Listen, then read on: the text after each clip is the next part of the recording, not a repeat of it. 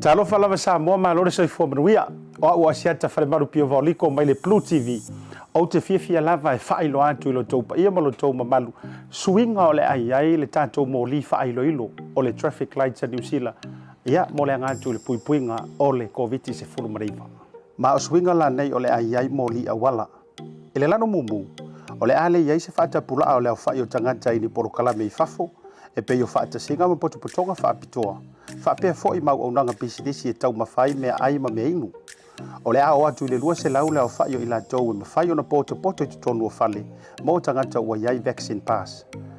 E le mo mia le whai o sou puni fonga pea au wai fafo e tu mau pea isi tu la fono o le a whai o puni fonga.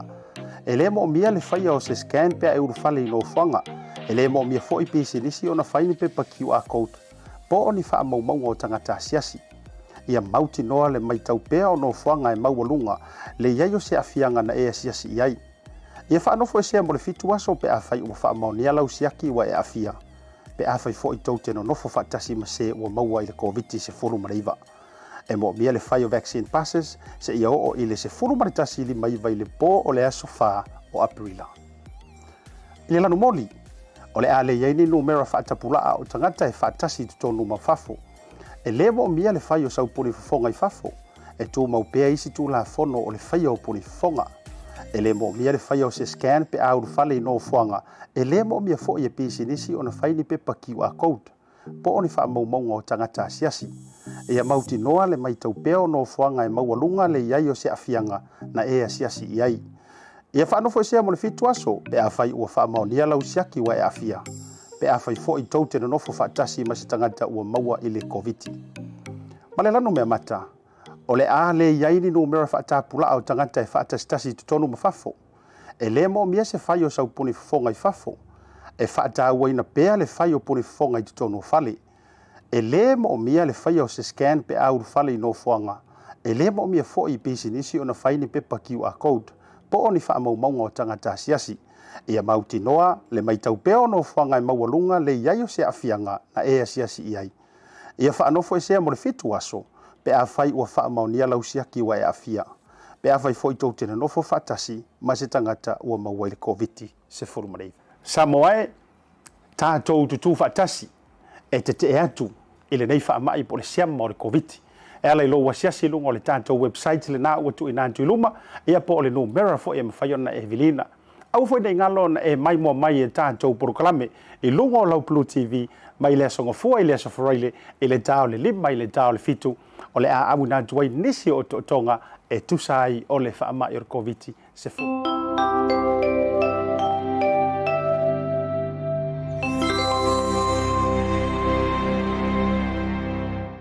Samoa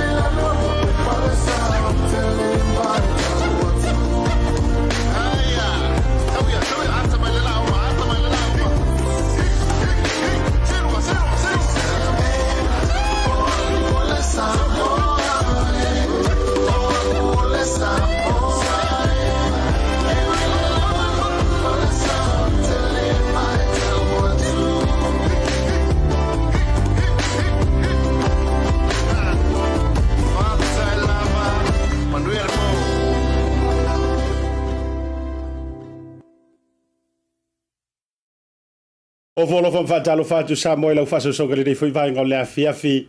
e na ua sa vale atu le tantu taimi fitu minute wa te ai nei le July 5 e le tautua male unanga lau BluTV e le dei foi vai ngole afiafi tu ina sa atu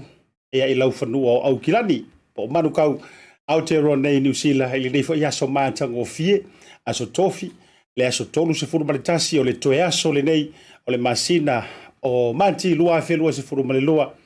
Atalofa ma fafelo ia tuai i lau faasausaunga le nei vaenga fo i o le afiafi ia he lunga o peau magarungalu fo i o le ea i taualantu i upenga o fiso teinga mai se fo i o unanga faasaralau ane i o po ia wa fo i lau sila mai moa ma lau sila saanga le nei vaenga o le afiafi ma lore falau ma lore faatotoa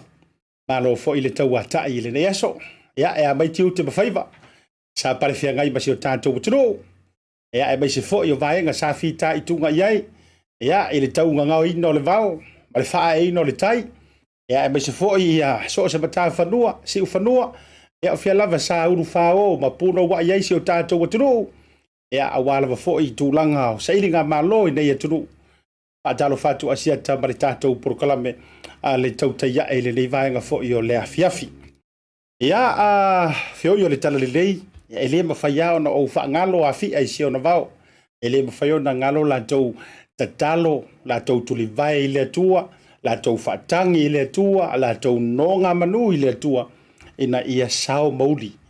ai vau si o tātou tunu ai bai se fo i tau mawhainga alo matama whanau o Samoa malo le whatotoa paafitai fo i tatalo maana pongi ai bai se fo i o tua asina sina bai se o la au tau fatu ai ngatausi ia le pofala maula li ula ma tu i a muri pipanga malo le taputapuai le upo e masania i o le atunu e le silia le tai le tapuai malo fai o le faiva malo fo i le alolofa ia i a Samoa ai mai se fo i o tupulanga ia mai o nao si o nei u no atu fatidi o tusala e le ngaftau le baina se a leo vai ia la tau o ona Asiata Pio le fo i vaenga o le afiafi ia au folo fa jula ia ma fa talofa ia te autou le fo u ma futa mai o ma pa anga ma mai ali tātou BluTV au ana ingalo le au nangi le aso ma le aso a fai tele i like le tatou page tango like love and share tatou proklame ia e te maua i fo i nai manongi le lei ioi o le tele fo i o manongi le lei le lolo ia o le tele fo i o sulu ia e maua i fo i fingota a wa o le lei fo i aso ia o te fia failo atu o le fo ua maua le tatou fiso te inga masani ma le tatou malo le fionga ha ile minista o leo ma fale pui ai mai sore o nanga tau tine mu tu tono o se o tātou o tunu pele o Samoa le fionga ia Faualo le fau Harry Schuster ia so tofi taitasi ia ai mo o tau le lunga le proklame so ai fatalo fatu mo follow fatu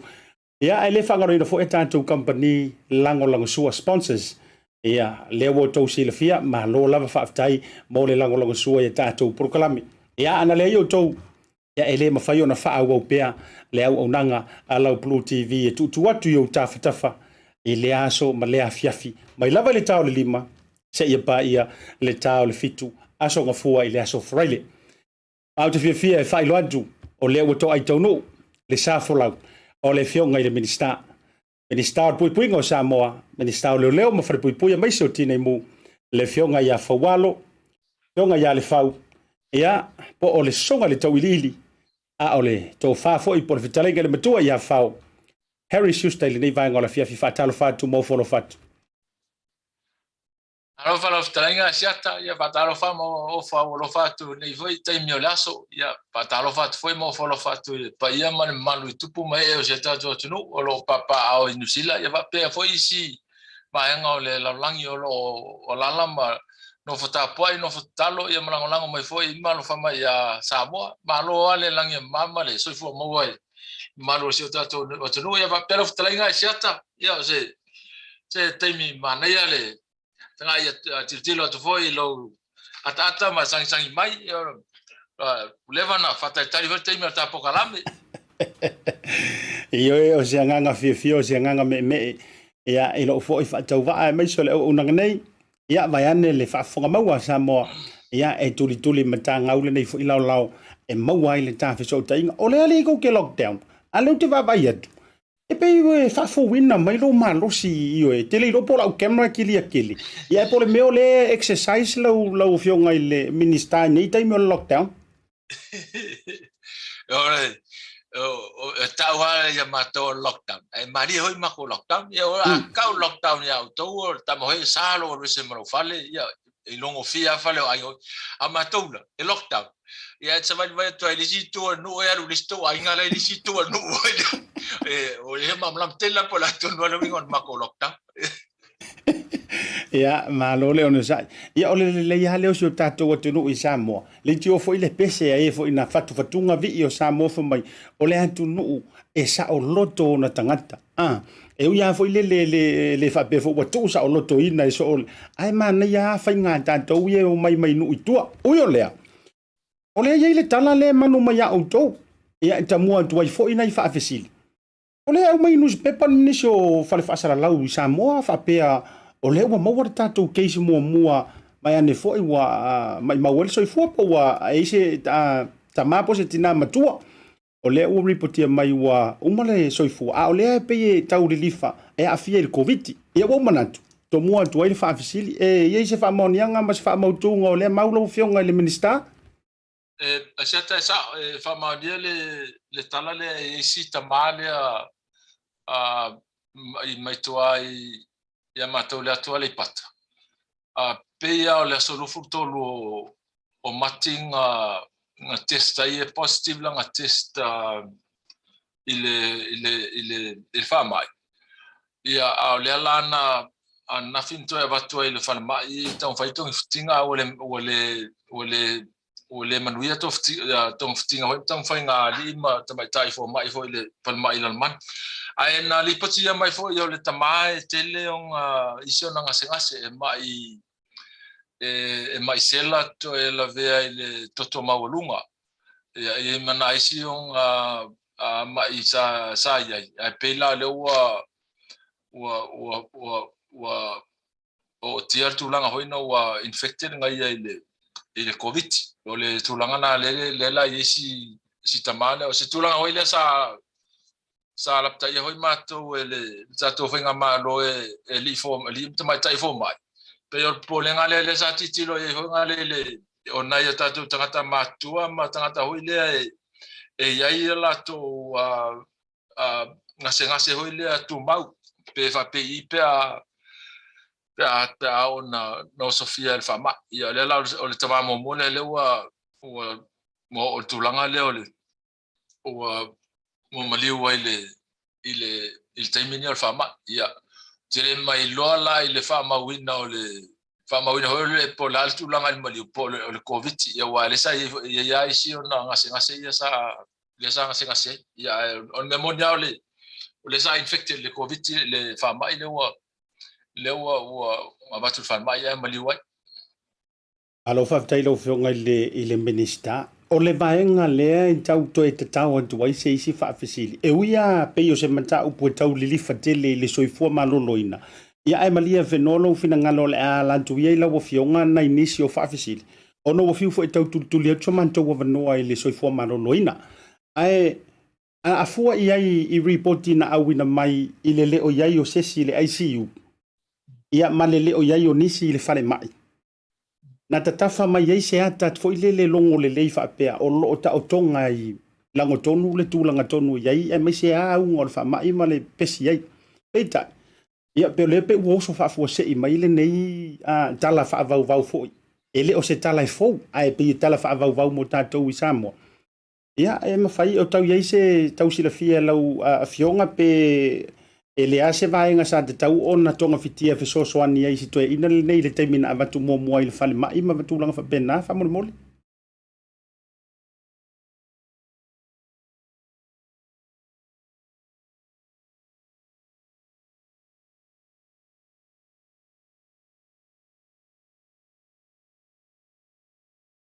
ia se i ali foi le malu le tanto o tunu ia o ke longa wa kau ko vikia ko ai ma wa tau a fia tu ai man ia sa no ia lo fionga Asiata na motu lai titi o le tulanga le te tau fisilinga mai o le tulanga hoi le li poti hoi le li poti ina tuina o whamai. Ia e ulo a fia. Ma le tulanga le ini sin tau fia le ICU a le o maliru tamale. Ia peisi tau wa tata fa pe na foi leli. Mole la. Sa o asiata ile ai e o mai a foi la le taimi nei ele o e foi li poti o nisi o la ye to fitu na ave le whamai. Ai le se o tulanga hoi le ave le ICU pe o le mele le ila u tau mai tau atu i fontanga hoi mali mta mai tai fo mai. Fōringa mai o tangata hoi le a fai le test o toteli. O lai le o tulanga hoi ape o makua ma ia la kule fai o toteli le o se fulu valu afe ia o vatu fulu valu afe tatu tangata o fai test. O toteli ala fulu valu afe le ele o mamai. O le o atua e fai le test pe tau fōringa mai la tulanga le test atu o lai fōringa malosi le tangata le o pasi. Ia pela ila tulanga le fape ia ele o mana o mia la se tulanga hoi le a hoi e tawhia le whan mai. Pe o lau tau mai tau tunga le case le ana wha pe o tulanga hoi le a vatul ta mai le taimi mua na testa i sa a vatul whan mai mtuanga se ngase a e whai kun teste tingaina ia na ye lor tulanga e tau na tawhia. Pe o lau mai taunga i le mere tupu le case le i vaenga leo te ilo e au ia e foi la le mtanga luenga leo. O le lipoti mai mtanga luenga ia li mta mai ta i malul malo fa pe foi la faenga luenga ele ni malul malo le na le pos. Na to tasi alta mai ta i na il tulanga hoi le maulunga no na bevela ia mal faswat. Ia sa si fo mai mai la to na to ele tau fia lai okay. Pe la o le tulanga na le o le sila o banga. Il me la fa no fo va ia o live e foi le ini aunga. Mai o la vai ai ma fa ina fa ia la to fa malostino ile ia so ma pe o tulanga la na fa mai le ye. O le mai tau le yo tanga o la e o tu testa e mo ai e post. Ai lo ye ni aunga pe o tulanga foi na la titi lo ia di mai tai fo mai pe ia o le o ali mai ni tulanga tunga. Au te lo a fa pe o tulanga va tu fa mai tanga ia tu ali mai tai fo mai positive test to la va tu tinga inga le mai o te lo a tulanga masania la tu sta fia ile va ngana ta to ICU por ta fia ho fa mai ona va tu tinga ina ia va ia tu tinga ina le mai o tanga tare va pero tulanga le asiata la u mai ta watu ile case le mal tulanga fo ile le o sa fa pe polan mena le ta fia fa mai il termina positive vai pe o vai ngana le o vai ngana tele na le tele o case o ta to le o la o tanga ta e fai le test fo ile pe le o masal salo ia la kunga e positive. Ia malo faftai tele lo fionga ile minister ile tau fa ma pu hino le vanga le o le wa a fele se vai ngolo so no ngale tulanga ile frontliners ai mese la volesa reportia mai sili le valu se fulu tato malu le malo leo frontliners ia ele ngata fo ile le faita wa fai o ilanto o le tine mu o le fa pe wa afia ile covid ia e mafaina tau o mai sina update lo fionga o ia se vaenga ono to e tau mo o mi ai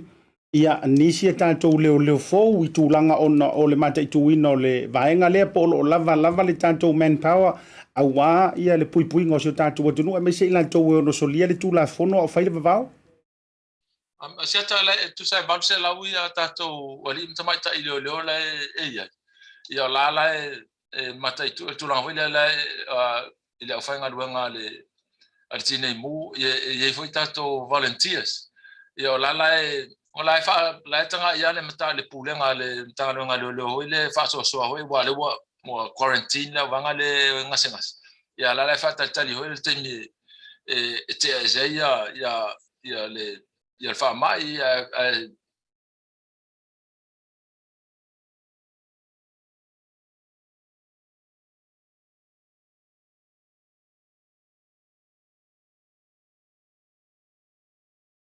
Ia se tautali Italia le se toe le lei mai o le tātou fiso ta inga ma le yonga le minister. Ia e whai lava matau wha le tonu ia le tātou so ta inga. ia au te lofo ia o ngā ia nei porokalame na wingo lau whamatalanga ia I au au nanga fo I tau internet I tono so tātou te ruu I Samoa o le alava e mai tautuina talu lava na whaia tātou whiso o ta inga ma a whionga I minista ia manisi fo I o whai business ia o le whawhita auli lava lea Ioe, whamalulua toi fo I lai le to atelo I tātou ua mai se o woma paanga ma mai le tātou wala leo nei. Ia. Aro se ata fa se fale tono ta connection yaso. Ioe, whamalulua tu. Ia o le atau whai atu ale tala le mamalo le antino. Ia wau te lono na tau whale tono. Aleu toi manino mai, ia, se I whawaulau sau noanga whamone mole. O lai mai tai tu te mine o lai fa so le au fanga luanga tanga luanga ia ele yo se tu langa hoila ua le mafaina na patino ia tu te masani le tu te foi ia tai valu tu la le tanga luanga ona le lava le fanga luanga ia la se mai tau po le tu langa o ile pa so longa o le faima posti me la cotis a te mine o lai le ia le fa so ngala fa ngalwang o la fo la va la fa ngalwang le fa tino ngalwang ma lo fa vitai o le sia fa visili ala tuai le vai ngalea a fa mo le so fina ngalo lo fionga o le pe tau mai tau wantu na o fa no mera fo o ilan to bolo o afia ya ai mai se fo ia fa mai ma vai nga fa pena ai pe tau le o sa usita to update tu langa o ilan to wa to fa fo sia le malosi ia o le ase finangalo fo yo lo fionga te lo fo lo ia committee o le vaenga o lo puipuia ia fa lave fa fo se tupu tono so tato no o ia se vaenga fo fo ina fa ilo mai ia pe fia ilan to recover ia ile aso maleva ia so fa mole te lo se to ono pe o lai wa alu malo sianga ho le tanga luanga fa mai ho le fa tino ia e tolu du langa le fa temne o le fai o le test ma fa alu fa tasi foi ma le fa ta mi longa tatu tuinga wale na mo mai New Zealand tatu na fia tatu ia tuia mo fa na ule ile va le lima ma sulua tausanga ia ma tui fa popo mo le avanga sulua valu tausanga ia fa pena hoi la ule tu o le fa solo fa tasi ia le tuinga o le ma le fainga o test ia mal va inga la vanga ia isolate pe la o tulanga na ele yo le nga yo inga tanga lu nga ile tulanga hoile to ta o mai pe fia le vanga ia na mai o la to testa tu o te alfa ma ele yo la ia ta to li poti tulanga ia te langona o le pisia tanga lu nga I meio le fai o testing ma fai ho ma tui ma le vaccination o la alu la fa solo o la ele si me fo le na fata tai nei wa sa fa ta fai fo ya to New Zealand to ele o to tanga ta vale ai fatino la il fa ma ya te si la via ho la si tale wala ho la fa ma ta milo le ufisa lu ngai o tanu ngamono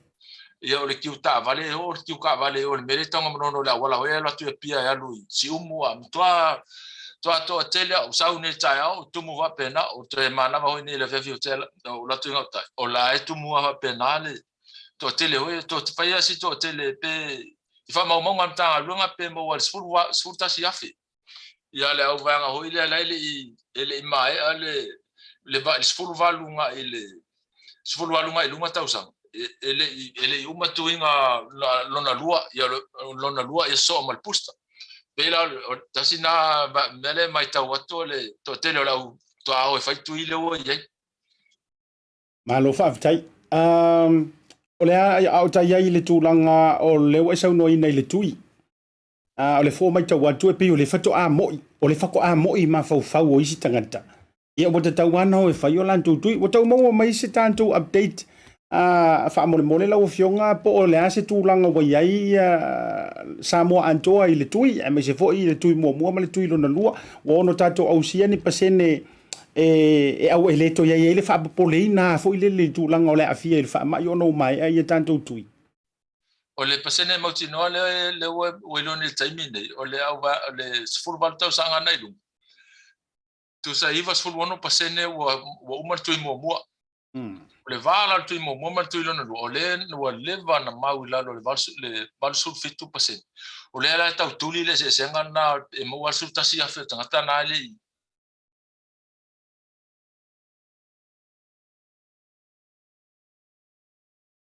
ya malulua fo ile mamanlu le tanto wa au fa fonga me se fo wo ma nga le tanto wa ala leone ya ona ole ulanga la vai le faima masele mo motu wai fo le tanto wa so tainga ya ono piano tau fa yatu ya olunga la fo le ulanga tau ile interneti mal tanto koneti ya ma si o tanto tu i Samoa ya ai si to tau wa Italia pe ono ya o le lopo te tisama al Vodafone sa tare fa ole se fa vai lupe o tai ile au mana ia foi na faila utala nei le afia me se fa fonga maua o te tau mata i tu ina la vale fa vita o le la o fionga o le internet i so se fa atala no talo mai lava na mata to fa atala no ia pe wa nga foi la le ala va atu se tu ala lo se vai po le o mai mau ia kupe va tu i si to tele ai le va tu ni si internet si lia tona le já tá mana eu fama manga ale le fionga ya mista ya tu ei la na fama manga le matfontanga na fiol mele tupu fo ile fanga inga le ole Vodafone male te saule fa mai lantal tu sa le ngo mai le ile pure le highway o taban mai la mera le tu o tumu le highway ai le manga ole ile ko fa kele highway kele ku pe alwe au le manga mi al kele iska vale le ki wa ku le alu no highway ya mali wala el fano no fam manga le o tele mama telefone na ka technology a pe na pa tu sana fam bai ona ele o ese me la tu la fono fo si ele vanga le mai ofiti la tu la fono va pena e tau company uma to e foi le o nangale ya lava le ava no e foi ngale mo tangata fo e fa nga ina ele o na al tala le to ole tele tu per Vodafone ma tilisale mo il vale ele o mana foi la fa tele la wala langa o mana ya pisile ye tu mortang tu petenyo fa tailo finanga fa tailo finanga minista e uma ta falta nonga nei ona so sole mala fa tal nonga male li pule le titi South Pacifica ya le finanga la pepe la se ave ya ila fa visidi le me se fo yo le o si va atunga lunga le amala ngai monia ya o le fa fo maua se o tanto o tunu o me se fo ele ngala fo ile me ka fa sa ka mi ka ko sa vai e ka fa afika fo ile le mana yo fa fo maua se o tanto o tunu o me se fo yo so longa le leio o atou fo la sanga ma fa maninonga ya ko pe ko fe ko ia i le tanto ya wa man to ia ni usile nei lo tu langa le leila va ya tu langa le internet ai o te mai tau ala vai au whaatara noanga. E le ia se whaatara noanga fo ile e tau sao mai sona le lei atu atua. E ta tau ana i se vaenga drop by internet ia e tu atu yo au tafa. E ui ua ta e le oa e vaenga o ta whaasoa. Ia e a donu e le ia la fua fo ile ma le vaenga. E vatu al fisilia siata se fisilia la upe. E alu loa ta tano. Mai si foi tano mai spokala. Ai oso i wolfa punga lunga la screen FM mai. Your internet connection is unstable.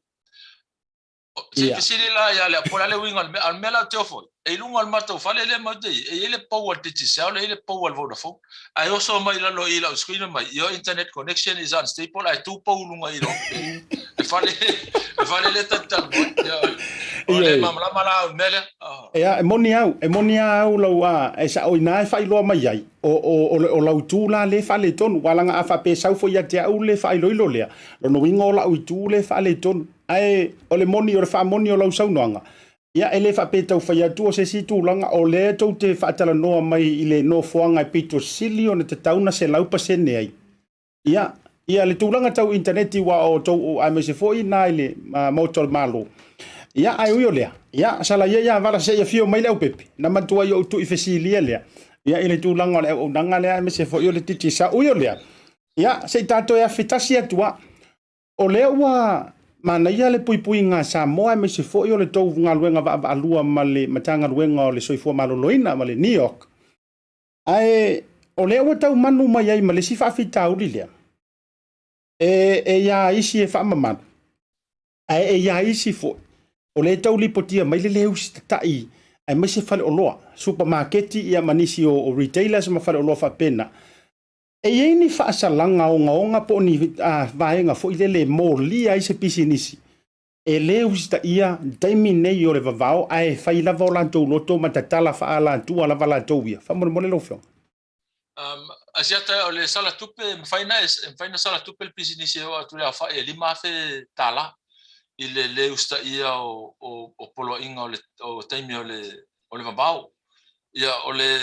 tulanga la na fa wa le tulanga foi ave ia la te longa i mo notice atu le atu le notice o le wa afia o to le so le tu la fun ma va to ila le la tayanga na wa fa sala ia o tu ai fai ho ila mo lianga ho le ave fam sinonga le ila le sala tupe na baulunga na pe sala tupe o atu lunga lima feta la ale business ile le tausisi i tu ngal va ma taimi tala fa lo ma tulanga o me fa tau il taimi le o taimi ne o tato polo inga le tu le state of emergency ya pe fa New Zealand fa sal fa tau le malos ya so le taimi le pilota nei o tato le sa ina le sa e tapu el fa tau ina le amar al taimi la ne va fa sal taimi atoa malo fa tailo fionga ile minista ia ke role wa maututu langa o le puipuinga me se foi o le longo fa tutu ila le fa fonga Samoa e vai ngor covid e si ta me mai na inisio vai ngai tulanga i fa mesonga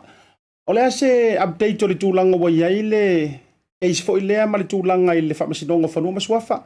ia le fitongia ia fa so yo tua o ia le fionga le presidente me se foi o le fionga le tamai minista o le aso na tala la tamai po le tulanga o toilo fionga Asiata o le tatia le ona le na o le temina o tafia il vavao ele ni fam sinonga maninga duanga to fa le la tatia ya fa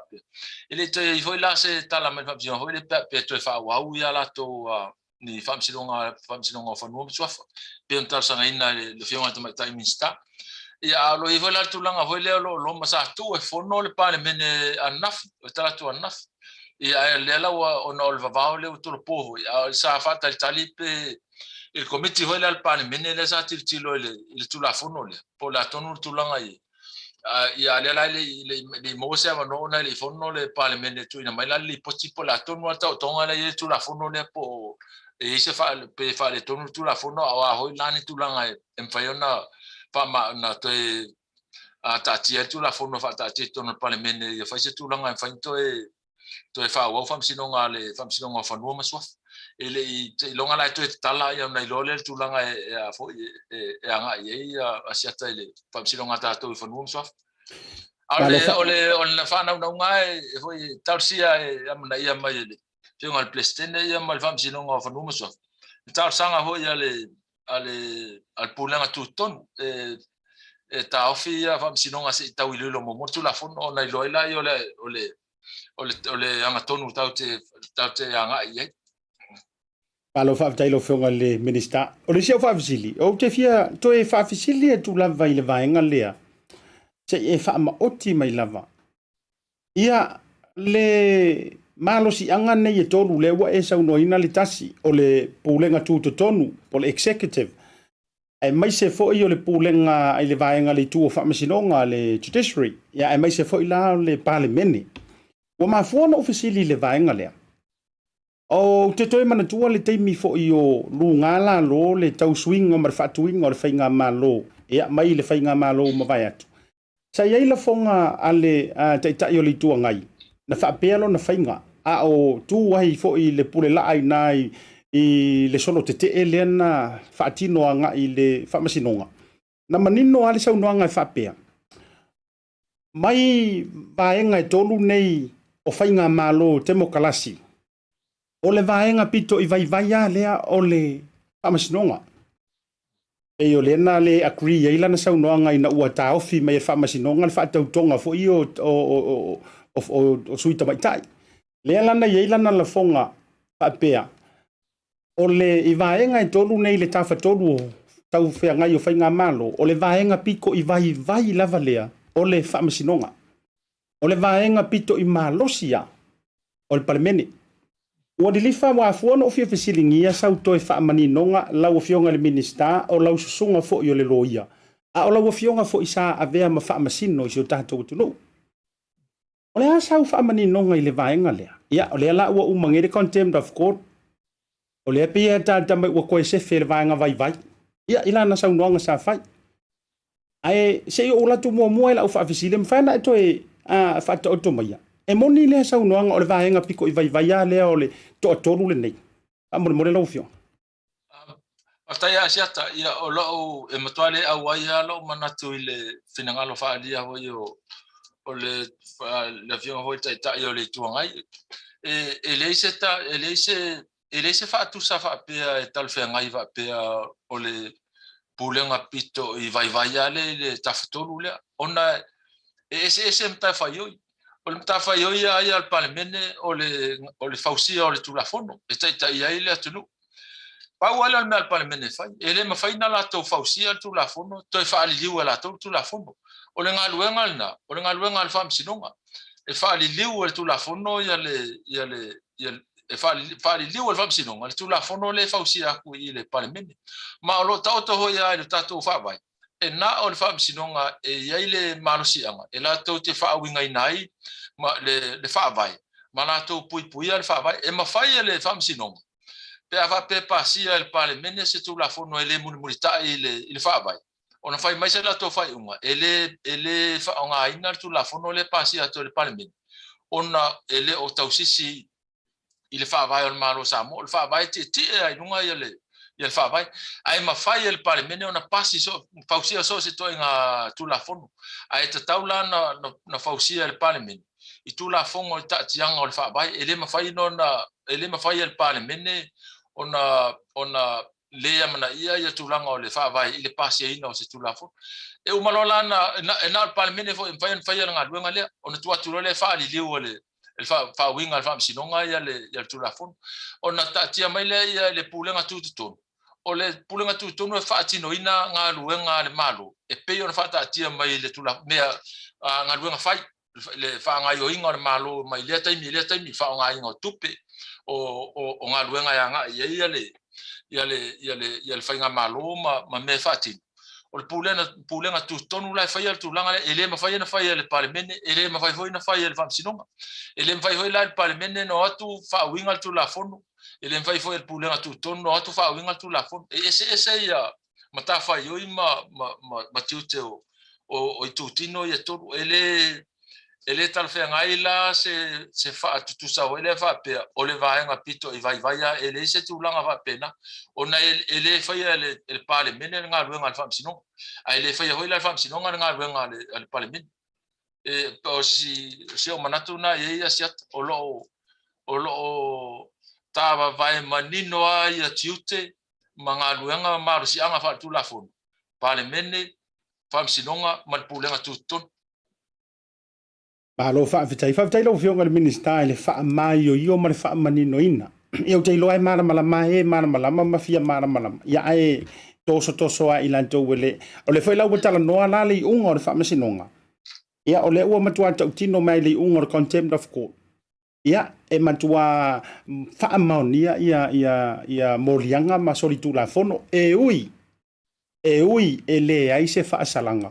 E pe ila le wakau koe se fe mai la pe ta fua fo ile le fa ma fo e pe yo le na fa to na ya le la bo te i to e lave mai ma to se fe mai ele a mol fa masinong ia le ta yo le to nga ya me se fo yo ni so ilanto le sa tau la mo le vaenga ai o le sila valo le fa fisili la le nei a to e tau ofia la le parlemene ia e saulo i vaenga fo i o mionga tau o loa ma tu la fono tu mau le Maota ai fa pela se fina ngalo e ma fai la e le fionga le fonga fitalai i lalo o le pule fa al parlemene ona solo fa vaenga le fa pe mai ele tau ele to yang va ama yo o to nei o soli tu la fono tu no Maota nei e tau to to sa ili mai ni si to fo e ono ma fai no o ye se vaenga fa pe na pe a fai tupu il mal si anga ile fon fitalai e ui ai le tulanga lea ai mulmutai ho ile fam sino ile tula fono ele mafaina fai se tulanga hoi le fa pe ona o le o fa mai le fa msinonga e a foi pa mania to so tula o to la fafu e tau hoi la ona to ya luala le fon ftalai va pe ia o le na fa mania mai ele fa msinonga le tulanga le ai to e uia la tulanga hoi le ya tali tanga te to inga le to ave hoi la manuela vanga le e se su nga hoi le o to le a sa vali hoi le tulanga tau loa e mana o mia ma le sa tau to ai su ya fai pule e tau sisi e te mi o lo e o mia to fia fai pule e ma fai la le fonga ftala ona fai se molianga i lalo tu la fono ale parliament o to le ustaia tu la fono ale maut o le la fai le su nga fa sanga tu la le fai fa sanga fa sanga ya te to e la marsianga le o le avo e fonga fotala i male Maota e ese mai ala in marsi anga o le fam sinonga ai tatawala no ia tulanga hoile a masani o le due process e tauna avela le tua inga ile avanga ia na moli ona tali hoile la to le tua inga le tu ia to ai o le sabali le tulanga o amio tawolo malo fa aptai ile vai fa tai fa manino ngon vanga le lo fionga le minister le na da wale a na tau to fa to sa fa afsili ile to to po ai le tulanga ile tau fianga fono ai mai se foi ia le tau ai o le vaenga le na fa ta pena ia wa foi le talo le tupe ma vaenga fa pena o isi si mafuanga ese mai nai lo le tanto COVID state of emergency o lo i Samoa ba isi si vaenga wa foi no to no tu le fono tanga ban mene fa mo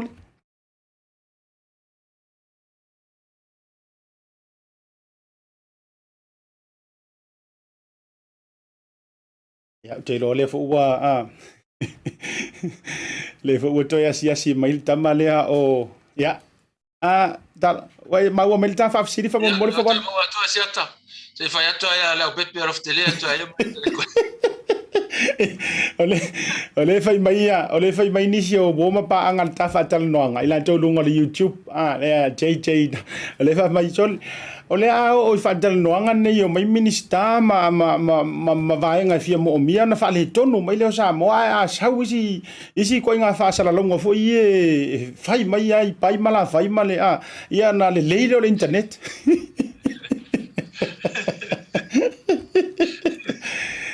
ai pena ma wala fa fasili le fa mole lo fionga la to fa le watu e ye se fa le ma se ta fa mole ya okay e ye se isi vaenga ese mai le tanto ya le state of emergency on covid wa fuaina to no po tua ia tau manga o le fono wao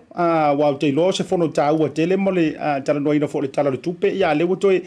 ye se isi vaenga woto to po tua le fono tanga le fa mole le ai se ta na ranto po le o le whanau tainga, o le tolpona le an tolpone, o le talsanga le antanga ruenga o a whanema. E mana o mia alpi yota nei tuli ei le whamawalunga o tatou tuinga. O le ala ngā anu o ana la so lulu ma nei, anafi mana nei. O le tatou pokalame le sa whasawali i savai, whata milo mai i ala la whanga uma i savai le tuinga. O tae ao la mana stona e toi fo i mail por kala me nei upolu e ta milo ya upolu ato ile pa le tuli ina o le tui foi le mo tata uma e tau ona tui ya mawalunga tatu fainga numela o le o le tulanga le na lain torpo au nei talal pa le mene o nei nei ese me faia ese tau tuli le finangalo le ma le fatuanga foi mai tanga luenga so fo malo loina ma le komite ni yo ua mfaafetai lau fionga ua tino mai la se isi aso ua toe tolopo iai po o lo faapafala lava i lenei taimi faamolemole e faapafala le taimi nei ae toe longo mai le pea o le taimi ua pea tatala ia toe longo mai foi la ia le fogafetalai po le a le taimi e finagaloaina ia ua taulona toe tau ai le taimi o apelila le sa faatulagaina foi e toe tau afia i le fono pea o le aso se vasolonga tolu e apelila le sa faatulaga e toe tau afia foi le fono alo faafetai ia faafetai foi le tou faiga malo i le amana ia o le vaega ua lana u toe manatunatu atu foʻi i le ulua i le taimi le sa o i tatou le state of emergency ae pe o le kaimiaga lega koe kauafia ia le faiga malo tuai ae pasi ai tatou pili foʻi nae e tausaʻo e pe te ua se lau Termina le sa eu termina le ole tava sopito ia wa fa ta fonga termina ia to termina le sa la malama se me culier ko fa to format pa de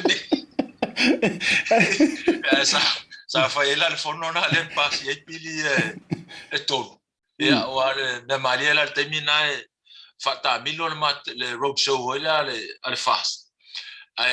ele au le kolua mauteo ma wa email ya latino yo la uli lana na talsanga il fonftala tu wal fono o latino la ma olo ma le fionga le sawapi mo me fai le otta iluaso a o la solonto muto saula il fono la a o la solonto le fono fai tu na yo na ole pero le na sta fai vai tau yo to foi mal fono ma no le fa no me le to ya o tu li oi ma torto luaso il telefono ya ma lo fa to te lo foi wa te le nisi ma vaenga wa fa so ya mai se foi wa fa mani no la fionga ya te lo foi wa ta no le si ui o le ta fa ta noanga o le son na fi fa tai foi wa ma wa le la e fa ta no ai ma le fionga i le komisina o fa pui ia o ia foi o le sui komisina o le matanga luenga ya o lo nei o le foi to le la fo lo le manga i le tulanga foi o se sa ilia o se tatou komisina ia matautia fo ile tulanga ia la uva va ia tu ma le fa fonga maua Samoa tulanga fo yo le unanga ale fionga ia li ataua tamueru a fa masanga ai me se fo na tulanga tautua ele ngata o le ova ma le lua se fulu tau sanga tonu se tatou tunu o Samoa ia a o to mai fo yo lo ia mai se o New York ia ma inai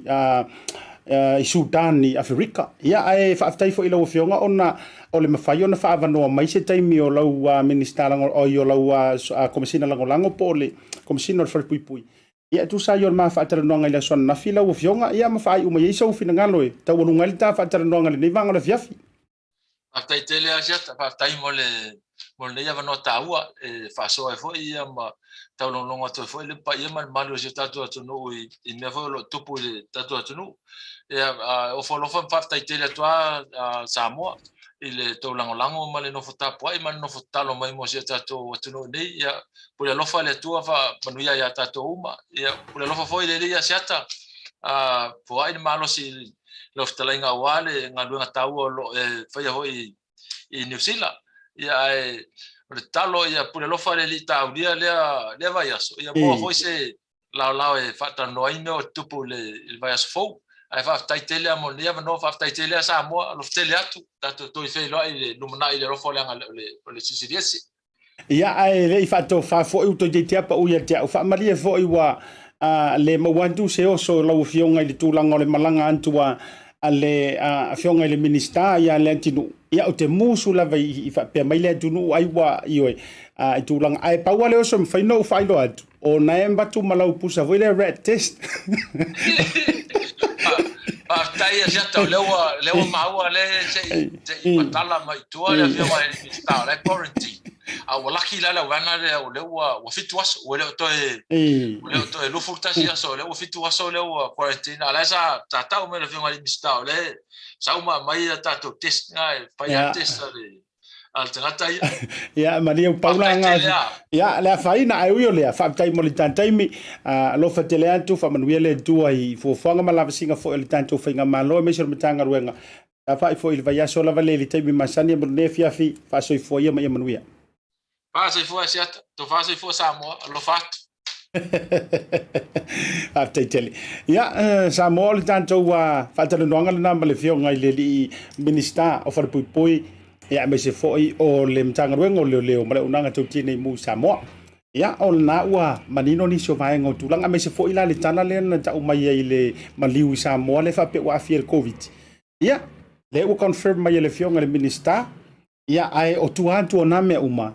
ia o sita ma o le na lipotia mai no tamu fai mo se so ta inga ma ilanto i le pa mai i la manu ia ai le i mo le sita tanto so ta inga beita ia i whamtalanga lo awina mai Samoa ia inisio whare whaasara lau whapea mai ia i fo ia inisio a fianga fo i lele ngase Samoa i lava le tama ia i oe e o le sela matulanga whapena ia ai o le ala ua maua i le fulu ma tulaga ia ma uma i le soifua ui o lea ia pe ana fai atu ele o se me foi le tau fa ia i tatou walaga matou New Zealand Australia ma le tafa o le lalolangi ia ua matua manino ma malamalama iauga o le faamai ia mo si tatou atunuu i Samoa ia mau le toʻavae mai se foʻi o le tulaga le lava papale ma le ona saʻi ia i tulaga faapena o mea lava ua uma ona lapataʻia i tatou e ao ona tutupu mo tatou tapena ia i faamalulu fo tatou koneti ia ai tatou o malolonga a foʻi mai tatou fasalong fa business ia o le amatua i ofisiligia le fioga ia le aupepe ma se ave i faafisilia le fioga le minista i tulaga le onaga ia le titi se o le gata i lea o le ocean net ia faapea ai foʻi ma le tatou titi se o Pacifica. Wa afia Samoa le Covitis Bluwave. Download nei loa le Samoa Travel Tracer app mai le Google Play po le App Store. Install ma le sitala le numero lau telefoni. Faualo le Bluetooth ma ia mautinoa le ola le app i taimi uma. Ele isa data e whaongaina i le taimi ola i le app. Pasia si i le Samoa Travel Tracer.ws moni si whamtalanga. Tātou ngā lulu e whantasi mo le saunga le mua Samoa. Do it for Samoa. O le Goodman Freight o se tau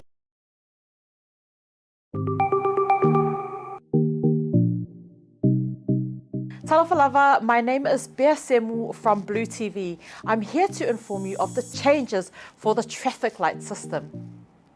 At Red, there will be no limits for outdoor activities such as gatherings and events and food and drink businesses. There will be a 200-person limit for gatherings indoors. You do not need to wear a face mask outdoors. Other face mask rules remain unchanged. There is no requirement to scan in or for a business to display a QR code poster or have mandatory record keeping. Make sure to keep track of any high-risk locations visited. Self-isolate for 7 days if you test positive or live with someone who has COVID-19. At Orange, there will be no indoor or outdoor gathering limits.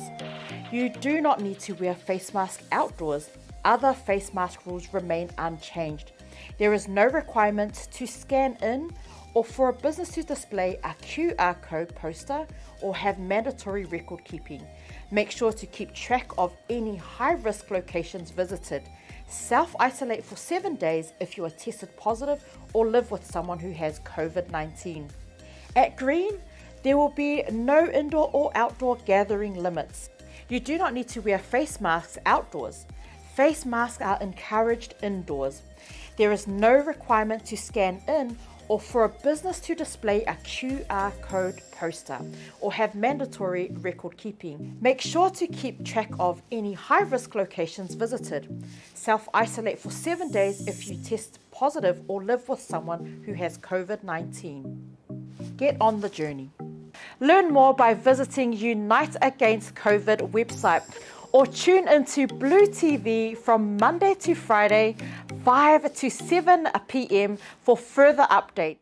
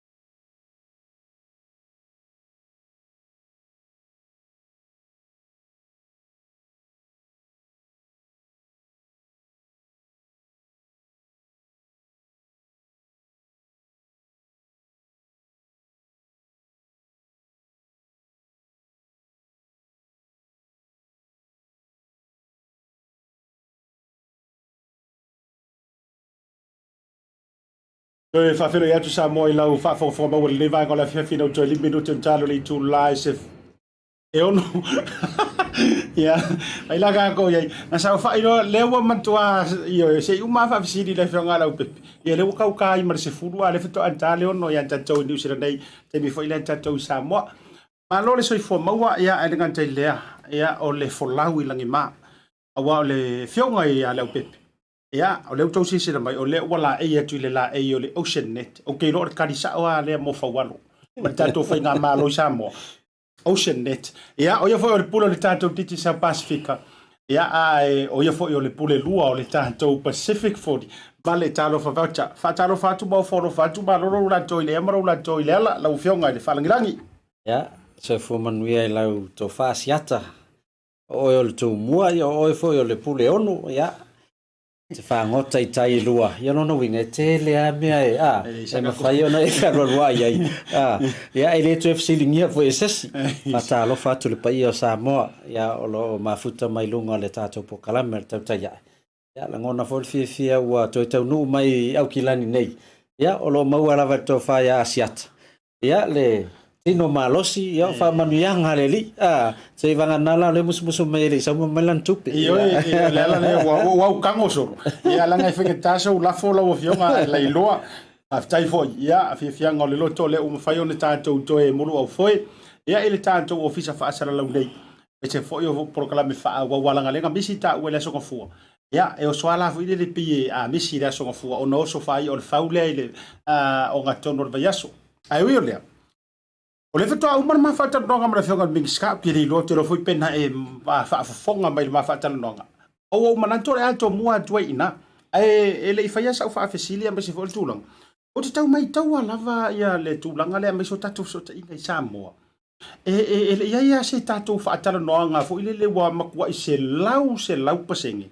Ile tūlanga re koneti. Ai mai se lava. O leo ke mai ka wako le whatara noa. Mai fionga minista ile fale o le malu. Ia whainga e kausa ngole a se tūlanga o iaia. Tūlanga interneti a tato. Tautai Asiata. O le vaenga mo mua lava. E tauna to tupu tūlanga I o le afia o le connection. Mantua. Le fōwa I le tato whaipavo I le submarine cable le alu le samni. O tamalana, sa tupu me yaso ya, o ye le satellite. Ona ye taimi vole le apua oa, ya o pe o tau nefu, a ti munga, o fa pena, le ala wa ye le tatou poloketi foi la le al malo, wa le o pe o tui Samoa, ele ngol tatou keipole. O le la wal watu keipole, le ala e mawhai ona whaonga, ele ngata le titi sound, whaonga ele Vodafone, ya e foi maisi company internet o le la to te connect mai ona o le la to su era to customer si tono Samoa Faualo o winga la tala o infrastructure yo la wa ya au vanga em fai ona to siliniera li minsta be ye ni si mea ile vale o customer anga il la to provider o le pe tu poi tu langa le il connection ya wala to fa longo man lo fatata no ya sa o tala wile o le mele STV no mata ya le mele fa mai ya le fa ina lo fionga minsta o le la vatu se so tainga wa tato wa yo te sa la ya to na le le tulanga le connectivity ya ne te wa ma martala le fionga minsta lo pe company o la na internet. Ia, wa o fesilia le na fai mai. Se fa fesilia tua ile. O ke fia, o ke rei ka ua lau swafa. Na na fa tata tua. O le so orma ai fa mai mala fionga miska. Se fesilia kwa ya le au pepe. E oi. O le fa matalanga le sau luma i la u screen. Your internet connection is unstable. Ia ai fa mai masi miska. Ale ku lunga le sa ke ke lunga ole fale. Ai pe ole nganga na o manatu fo ya matanta fa tara noanga. O le ale tūlanga ia fu ai ona fai ma drop foi lele. Ai o te mafau ai se ngofoanga ka kaunga makwase lau pasenge ile internet. E pe yo I no foanga malo wai e fu foi live atara noanga fa avao malo e te tau waina staple la to internet. Asiata e tofu lava ia le department al malo. I Samoa, malato vanga le IT. Lato tonu, lato matafa yoi. Ya, o lau titilo la ia lato connections ia, malato provider. Ya mautinoa ya o le mautu uma tulanga uma ya o wa ya tilo foi ni New Zealand e pe yo vanga tonu ai le ona alu lava ia whapea mai le si ainga ia ua whai as whale tonu o tātou connection tātou fsili po i ese meu tupu ia so atu rola ia o ina o lai lo ai po se whale tonu le waia ia po tūlanga whai o iei ni softwares ma me whapea nai tonu lava ia i masini o le whai maafi ai ele tau ana to iei tūlanga na awa e mawhawhau ni atu no le Pasifika o le tele na connect mai cable si alu le sami le ngata fiti tonga ma tātou e tātou tele o toi oi lunga satellites le sa i me tuai na sa mawela tamai a olon timu ia on fale tonu le ia e whaftai o leo wha o mai le lua o laha i ele matou office sa mo ele whaina wha ui mai New Zealand tausanga on toi fo ia toi le sa mo e se vai lo fia ante le fionga minister ia o sa o ngai o minister a fiura ku ia o fe ko o so mai lo langa le sir fia minister e tele atu Pasifika titisa nai lo sa mo titisa ai o risi vaenga na o mana tu o ta ia wai te lo tau so tanga le tu langa le ocean net ma fa afsile tu to fainga malanga i lo o lena na mai le sau noanga le fionga minister ina ua ia fasilingia le fionga minister o fiso tainga ia le fionga ia toilupe por fitelenga toilupe ai fa mai le tala fa taitai o le mele ia ikusa e pe ia fo ile ia company providers lai Samoa kai per ko inga vaenga fo ile nga ku faule motorway ia le faunga u ia maka vale fa ngo fienga so kanga isa vai mo poru fa kai te milan le o matua tu mo halungon motorway ai pe o musuro fa ingi sika mai te fa isi motorway ia ola asa ufi mo kelo e na ola o fionga e mala mai le to inga ngana ola asa ufi na ngalo ile na fatusa ia e failanta me i tual famtanga le na vatu fataita ingala o motorway la ke po le wal watu le sam if ele fua i tangata lai tonu Samoa ele tai uma ele ia tele la motorway ele tai uma no faunga mali le ala ina vai lai company tai tasia o la to e su ala to customers ia ona fa so le ia e lo tantonunga ele tai ia e lava tangata lai faunga ina le internet i Samoa e tu mo e tu langa le lona winga e tau lai providers tai tas ia ona titilo to ale fa tai ona voa sa no le fionga le minsta o technology la o tau si la fia foi ia pa foi e sa fa pena ia eli matai tai nge foi ni fautuanga en feona vatu e fa le ai ia wa si la terminei e wa lockdown fa pela le maulunga le masana ele tele o vala au te mi ele yeni lockdown time lockdown tanto no mai o lunga ai o te leo le me tau nei masalo ke tau lunga i ele te ala tu ai awa fuala ye la u fa matalanga le la foi le o faisi ai ha nga te lo langa e pe foi le e te lo te sirafia aka fai kala ku ngi se saunga se tai mai Samoa se fa tara noanga ai halo wa moku mai se a moto sorry ia ke ia le wo mai foi fa sala la le ka ia male official la to o mai le vaenga le ai o foi la so na fu to fa manatu le ma fa so ma le sunga le komsina for pui o le mangingo ia la to tonu le mele porque le por internet ale system ma le fa pui ai na a fiola I fa fole fionga il komsina ka mo fai mai langa ke le fongi na o moto sia le time mo le ma fa tano o ke fai a ko le matua le mangingo nge fo le ia na to fai wa lai na to na to mo ma fa tano ngai to ai le ala yona fa ya tulai man ia lo sau no ngai le tulanga ile kai Samoa ia la to lo fa ngai na ia peta ia o te lo ai o vai nga fa lo to fa le ia nga ta foi le ia por memo bia foi que fongi upgrade this time ma le ma laptop ma computer ia e te le avaenga te le avaenga of so tainga ele ngata e sau lo telefoni ia al watu ana ile pole nai pe fa pe le te fa ngai na telefoni ana ile po telefoni nga ile cable ia no fato asau ile fa ele fa pe al watu sa ma le telefoni lo internet sa wa misi le provider le te connecta a sa lo New Zealand mele te le fatino a tol pokala me Asiata e te le vai nga sese ai ono expectation atato a fai o letter te New Zealand wal tala lo fai o le mea le o atato company pay for ma to te sao ta mo fai o le level o le service in New Zealand ma Australia tau foi nei Samoa le ala una tam fai fatino nga nga upgrade ai ya tatou services yo fa malurua foi la tulanga na pa fai le o yai ai sia kilo telefon let's wait temi ona wo malau credit na le ola la internet ya le wa tu ia mai Asiata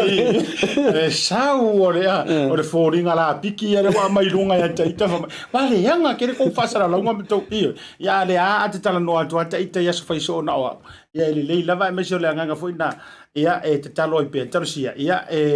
tu pua matangi li wo va o Sofia fo ia mo nga luanga ia ala fo ile fa so ma le fa ma iti ia le fo sa no le fionga le lipo le South Pacific maloa ala tame i tu langa ile ocean net me so le fainga malanga maka o kia le mele wo o tatou le lo le laumua e fia de ka ko ko kia di le sa to wa fio to ia masalo e lata level se fulu nei a inga ia e foi nei fa fenga inga wa le wa mfai ona au mai foi le lato a lato internet il tato ocean net mo le toi fa ftai tele lava ile paio Samoa sa fa peona tali fo le fenga malanga le tato company le ocean net e nam fai ona watu Faualo ia lato internet ile matu tua o le vaenga silio na taua e Maota ave lena tata tal noi o tele o ainga no atu ye mato atu le lei mato sa fai fatu lima le lei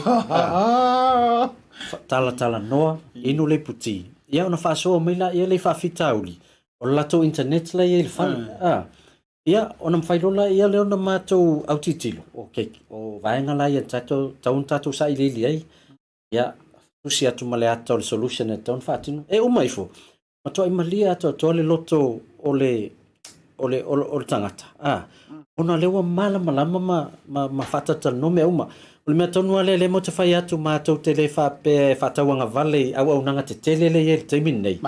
ai whatever ai le serving on internet nei vai temi e uma lona e alu sign up online sau lo le message fa mai na wala fo atu ile courier ya le router na wala watu my instructions fa pipi fa ola ya aluro ya mato tele yo isi vaenga tawana uti tilum fatata no awale la wa pay for la onisio ainga mato watwai ole router le watu fata vale malor fata vale ola in sitting room le fale pe el shape for le misi to ala mele portu le fa pe ya o isi alu ngai lunga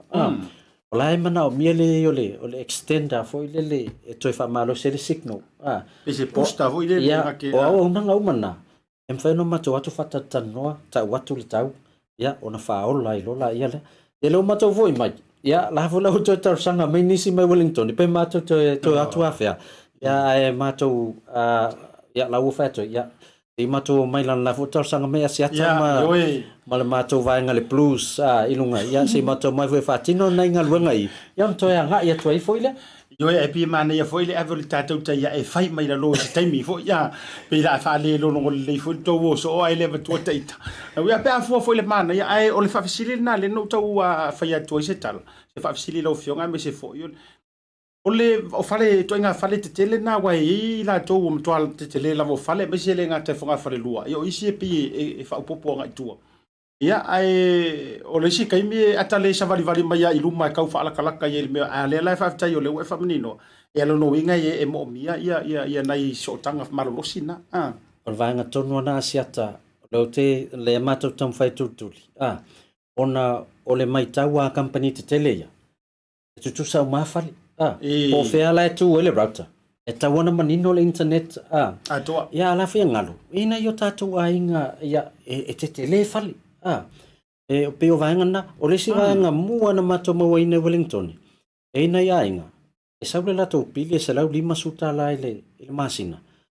ai mato se aki atu le pili na o le valus futa la le mea la lato te whaungaina services o isi add on si ale ele si fitu suta la Eleo la te leo whangai la tau te lei loa foi. O mea ia sa include le package le na la tau sai nia. Ona ele fa mal mala maina. E la vanga ta wana le ma tau te mana oi. Ma tau te ele tau le ia ma tau le matua tele o customers. Ai a maua customers foi e ai misena i te mamtina matua leo atu fa mal mala le. Malia le loto la foi ai lo a fa pe le plan valu suta la ma tau lai olai. Ilona mafau o len fa maila working pesta la le taua wa taupela uli le fa maila working pesta valus futala o le sawa e tolu se lau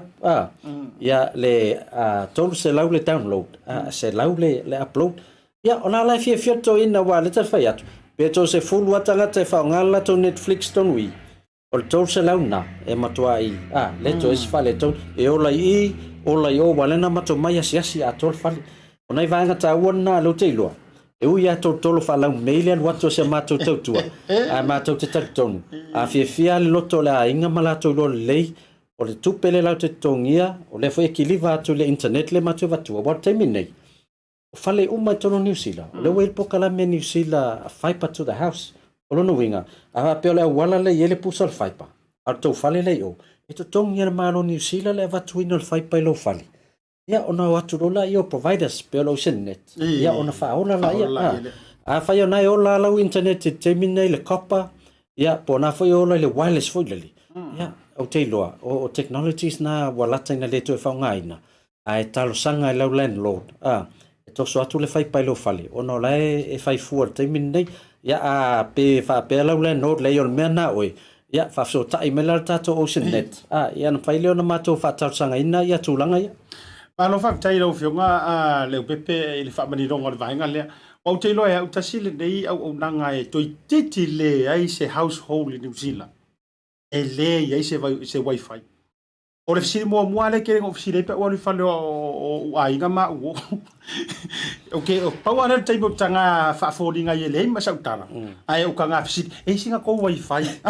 e si to o ma vale le watu ya o sina ipu vai o le mo so le wifi o ke no ko mo mi se ipu vai e me veni me ai mai le to mo mi o le fisi mo e pe ya si ko wifi se ka update o le pe o fisi na o le taimile nei o le si fa fita uri le fea ngai la uvatua o matua e fai mo fate tainga o le soifua o le foi e nei i pakuranga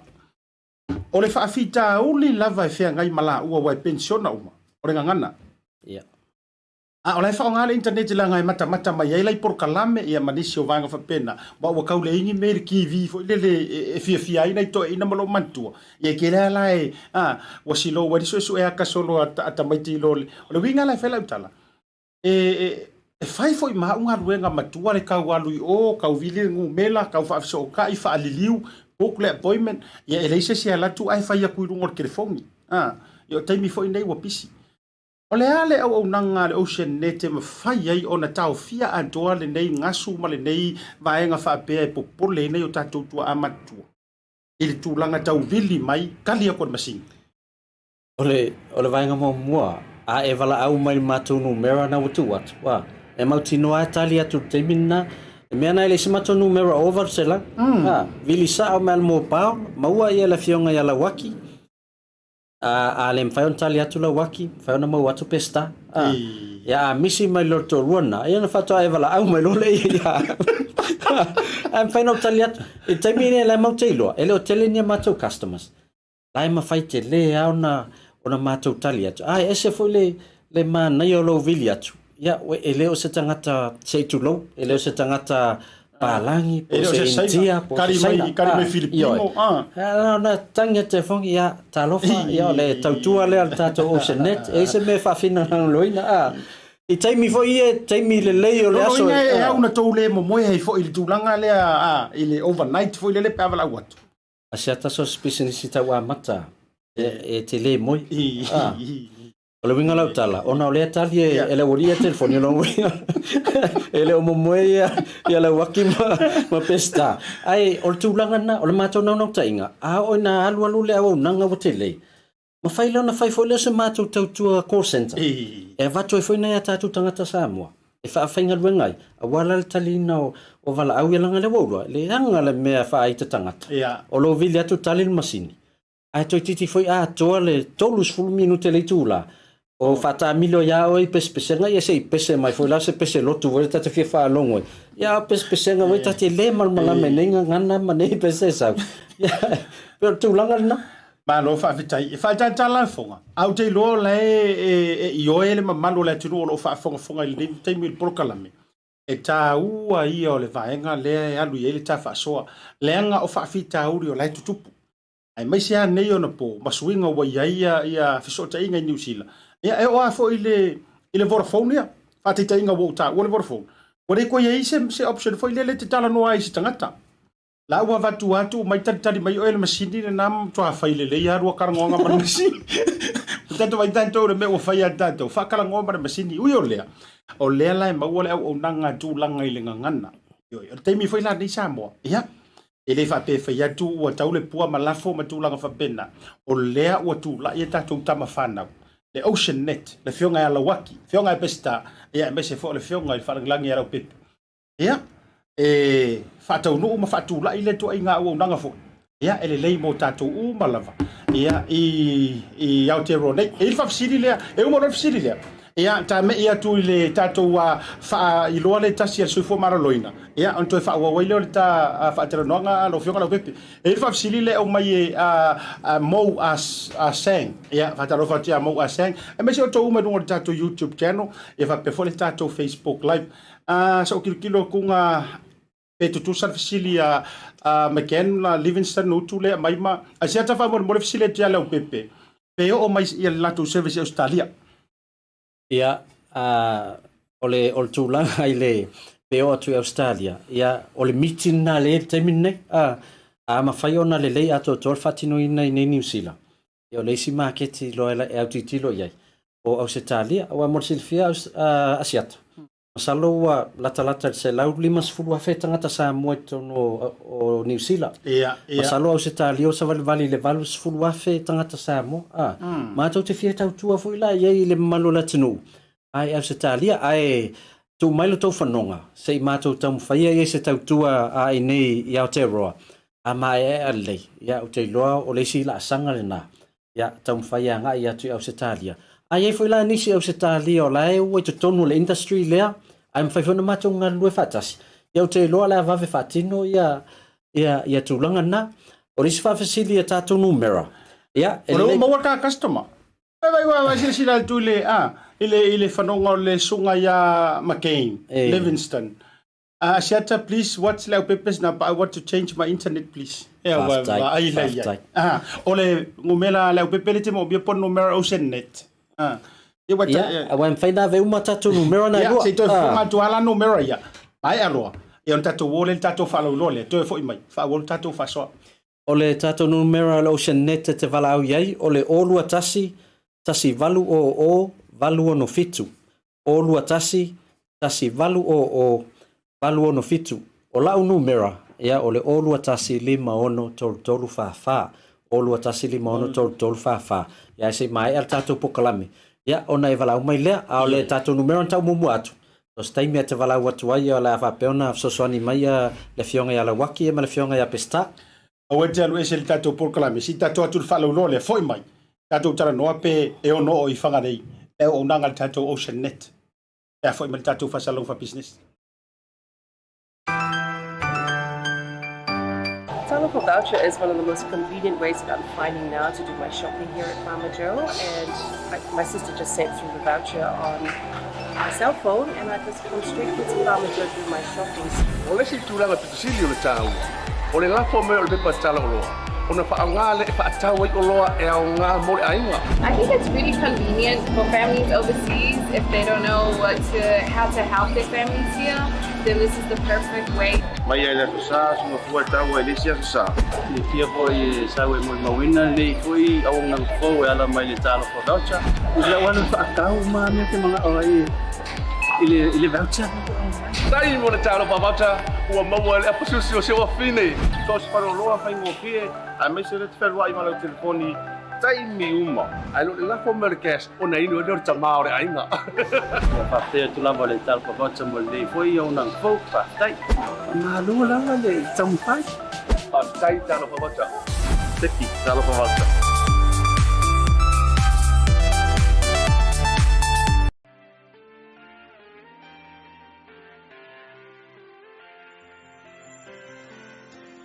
Talofa lava Samoa Asiata Pio Vaoliko le nei mai lau BluTV. O le waisi sila mai o le whaongaina leo le whainga o le rat test. A e taunu uro maua le pusa le nei. O mea malava i e tauna i tono le nei pusa. Mana tua,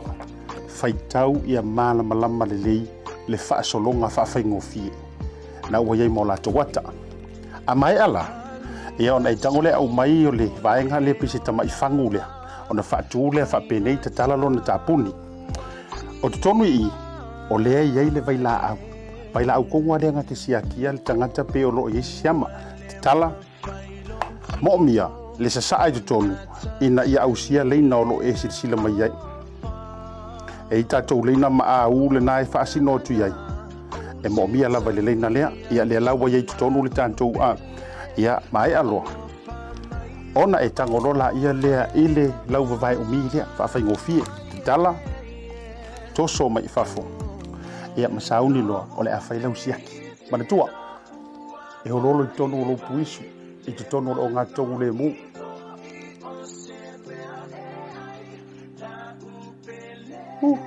Ia maea, whai lesi tu.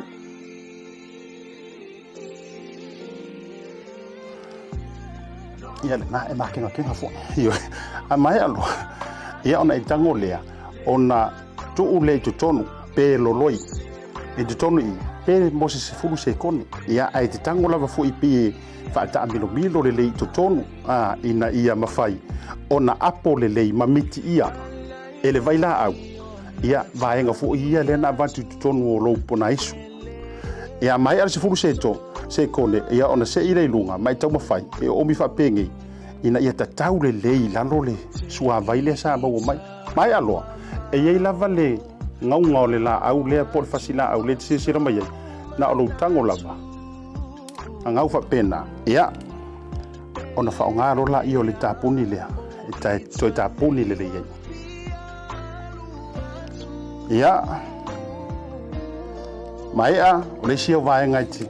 le tsisira mai le ro se pepaloli o le tamala le e tango e ta tala fa pena i pesa saina fa pea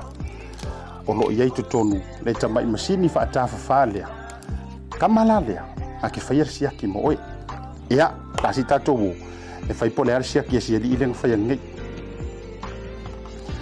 ia e tonu le fani na ya omi tasi lua tolu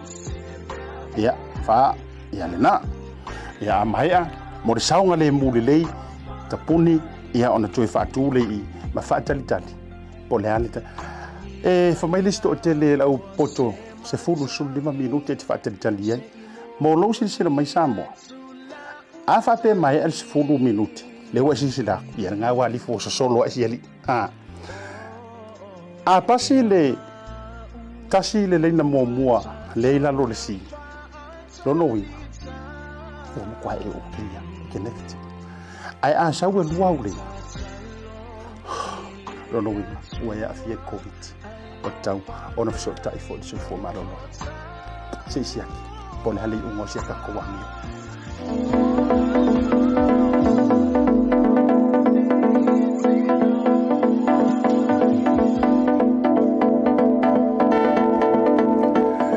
ya le la Samoa e negative le test de malo ma tu fo anta sile laina i lalo si lono winga e negative ata sile laina i lalo si yai male lenga i lalo ti lono winga o yel fale ton o down of sota i for mai o positive ai afa pe fo yele se laina i lalo si ai tasile laina i lalo ti e fale ton pe e default to inga test lena o pusa le nei e te maua o mai lava vaenga uma nei e mo mia mo le test luas furu lima ia fangu e whaatau nui na ile test ia matamai masini whaatafa e te maua i lungai le ngata fo ilea maua i malitusi le nei e au ngā lava lo whaitau ma e maala malama le iei o lo tu ina tuai ta iala a wā lo saunga le mu ma le whainga o sau rap test mo le wha mai o lo pesi nei Asiata Pio Vaoliko ma le BluTV o see you soon.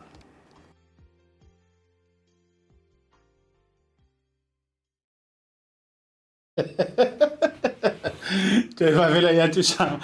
La we pe o ke vai. E sa va ai ka le ko pe me me le ang. E ngo mo sanga vango de so fu maroloina.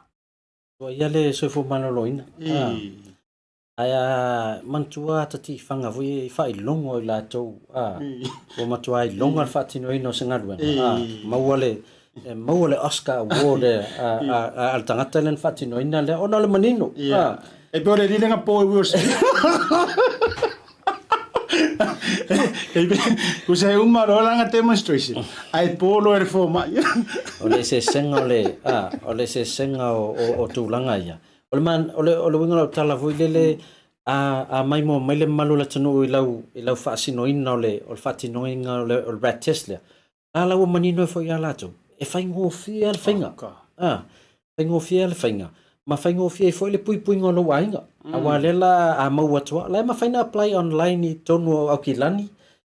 ia ma maniso vanga New Zealand em fa ia na ia online apply to rat test e piki mai le fali ai vai tu lo foi le o tale mai lo walo ia pe ta felisu se tu lo o te mia na fati no test la mo mana fati no tu asiat e ai mas fanta a te lo pe te lo le ta ua ia ma tu fo le ta tu office nei e foi na su mai lo wa pai lu mo ta tu i lu mo front desk e fai le sia ki tangata o le official nei lo foi kia o so e fai lo sia ki ai o te le so fai por kalame ma vanga pena e ta ua io lo a heti me uma o lo wi lo le me sera to nga me fa be ia fa nga le e vo le va tu ta tu e vai lo pusa la po fa be la o longi me ia la fa ia ai na le to ru pe fa o le si vai nga e fa wa mo le tele waso ai paulo valore o le faingo fie fo ia ia o foi le pole tele le tele tu su singa la tu si tua na le mata sa o le video asiata le na fa tino atu o le fainga tonu ana fa va senga ina o mea lea watu tono le o le pusa. Ia nā foto si le fia o tangata ia whati no ina demonstration ia e len tamai tupe la tongi le malo New Zealand. O lea la... Ia, paula me whawere i mara, paua me le whai fua. Paua ia demonstration le whai fua. Ia, o no, le tau wala o lo mandou wa, ia tonu. E alofa mai fo initial providers la ia, whapea mai, se mai lar kangaka le ia BluTV. Ana ta ua o tatou o te wharongo so ai le upu foi le. What you see is what you get. O tatou e sau loa se me se pepa me se vera pera le internet se le tatal noi nei fa tu sa tusanga le leia. O le le man nei o afo o tulanga I fa metalanga le fionga le pepe malawaki. Ai ha uma nga fa pe na o lo vili mai ia ona e vai la ia senta tu le email ia o e fa mau o ki a koinga o ti a toina ai a la tu le fa metalanga fa mai na ona e vili mai ia o le mato taimi mako waku fa singo ku lima ia ma fa pupula yo luma la vo fonga tu langa le lai la ngo tatou Samoa e mo o mia le sila ia fa to fai fo leo na matua tari tonwina ai o le fia tali fa fsilia ai la tole na fa fsili mai pe o atu ngai fanga lei tato unanga aftai o leo la sota yala waki e titilo I lungo le o fa fanua le au mai ai la to e mato tanga lu fatas a wale mato provider la ye fo le wholesaler o la to fo na la avele internet ale 2 degrees o le slingshot mai se company tele e la wat to maltato company Samoa fai ngoyo lo se network company tanga Samoa la vola ye a fai ala e anga ia tu fanga radio la fo ye infrastructure ale vaenga le focus o lona winga ia wa mfai fo la na watu ai au mai lau numera tu ifo pe lunga le tato chat lau numera e mfai na mato tu ifo ta ia tu ai ia pe au mai fo na to if longo me la vasiata talia tu ai ona mfai na watu fanga rail tato connection para fa tai wa ta fa soa il digital wa ta fa soa il ocean net to lunga ta fa soa o mai le alu le tato Pacific 40 ele nei taimi ai mai se lava le tūlanga lai ai Samoa ia le o le so le sias whakau ia o nei malasto nai o laua mai tau atu ua telo I la tau malatou ia na whafso tai mai matou e mwhana matou ala foina se leni ia laua vatua I tali tu sa o le matou tautua o le whaongai no vouchers, e whai whaatau o tau ainga. Ai, o le vaenga tā ua le mātou tau tuala iai. E nao se tasi se whalo loa te alu iai. Wai pia o le mena ua te lei kiu i a tātou whale aia pia. Ia ona o tū la whono fo i e pui ai mene o whaltupe. E ta tau wā ona lua tu e whaile ai ti, whaali lai ti, ma I leo iei se si au wala fo i le whapea mai e mwhai ona o atu ia o nanga whaltupe. E o atu i tua inu e vatu se leni. E tati alo fai lata i ta ono le nono tia i tū la whono. E pei o le tātou tau tua. A whai ova marse lau whalo loa i e whaunga ina vauta, solo no winga. I le ise mea la tumutumu ai. Se vanga nā i la tau fo i o le mantua pia, e le ngata i le tātou whalo loa whamatau. I nā i Savalalo, funga lei. Ia o lo i mal tātou āleki i tau fusi. Ia, o la fo ua i ma le tātou a whalo loa nā i Lalovaya, o le Allens. E il tātou whalo loa lin i nā i matotua. Ia, o lo i whale tātou whalo loa i Maota, whalo loa Sula. Ia, lima tātou whalo loa i tono o apia lava ia. Nā e mawhai o nā ngā ia e whao ngai le vouchers. Ia, ai o le mef, o le tūlanga pifiela iai. Ona, o le telo i lātou ia e whaatau lātou vouchers teimi nei. O nei ainga ia le ipata. E le ngata taungata le malanga ia pia. Au lātou i whalai lili, whapena fui le whanga. Kei tū sa lenga, whaasolo fo i a saun whalai lupu. O nā wai o mā whalo lona winga. O langa lewa pe o te alima. O nā winga o tapunia whalo loa. E mawhai ana whaatau lau voucher le teimi nei. A whatua whao ngāi tau ainga la sto nai. Sei vanga nai la tātou au nanga leo o le cash power. Ia e alu whaasolo atoa la was pole a teimi e whaatau e lau voucher lau cash power. Lai mwhana mātou process, la fo le telefoni le tau ainga. E enta la tau le cash power te tonu. Ai a whair smart meter. E la fo sao ai mātou le smart meter. Ia o naola la ia lea. Matoa i pisi lava ma le mātou au whai cash power. Talo na whai lockdown na Samoa. Ia ono lele o mwhai o nanga i whalo loa e whaatau le power wa. A le ifa le power. Le mwhai charge telefon.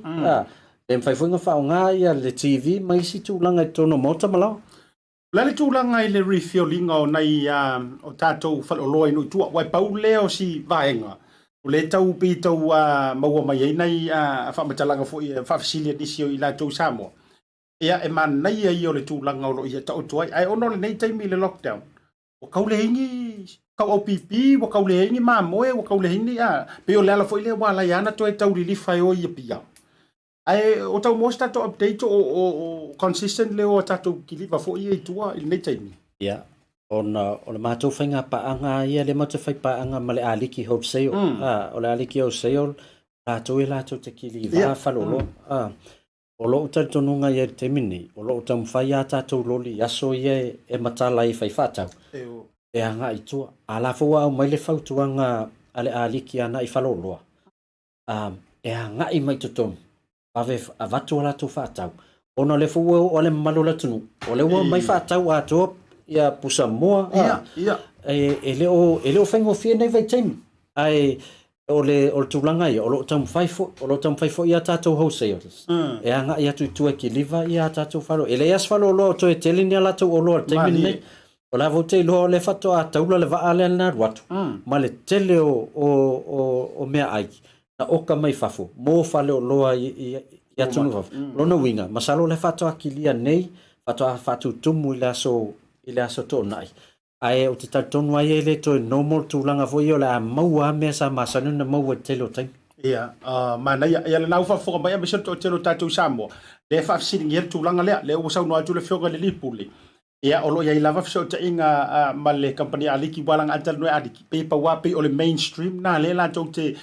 kilivanga no itua ma mo tere salafai. E wai tasi foi na whanonga na mai foi e sio matou foi a inga ia wa o le foi fa nga lava le talo fa ma utu fai atu o matua fa mama venga ia wai tele ai na talo fa le o tau tutu umi le kiu ai kasia le au ngai fa nga mai tu pe ia te e o le ala na vatula u fa tuanga ele fa pe foi fa tu lo manga nga vale ni sio o nanga lo la force le ni ai o la ula le fa tuanga fa i sio matua wala sa mo sio tama ia o ke fa ko sio ko finga le vai a la foto le fa tupe e lua vaenga ke ki ngai fiu e kur ki o fa kupi e o taimi umai na tala wala tain tapuni le ia le supermarket ai le ale va tu sa o ale vata ia na wala ia le a umilki ala kasi le si vai nga siata wala vetala o e saunua man tol tatou voucher o taimi te tongi ai e mawai loa o fautuanga alu mo faloloa va ai pe maua mai o loa na mana mia ai loa maua mai fatauina feso tai mai loi fafo la fo mai loa voucher ele ato se minute la foto ele voucher ai maua fai loa fatau ala we mautinoa o le maua mai o loa e te mana oi i lo le la fo mo ato le voucher e la tu faloloa ele o maua o lo ona e te fai mai lai ya u fanka bo le la fo mai le voucher le o maua mai o lo ai o te minei o matua fai titia lava le tele o loe masani ai ona tulanga o covid ele o lava te mi to o loli a like masani na o ya so uma ki liva ta to fara o te minei na o so ai matalai ai per tulanga na ai yo to ainga e o mo fara loa vai pe mo mai a fai e fa mai ya na o me tau se lauta la le mo i awala la fo le voucher lo se lauta la pe fa ina se lauta la fa inga o lo le mo la fo na se lauta la ina ia fa inga fe no fa tau te lo e mana ia tele ala usau no ngale ala u fionga le pepe e ta wa tele le mera usau no ia le fionga le lipule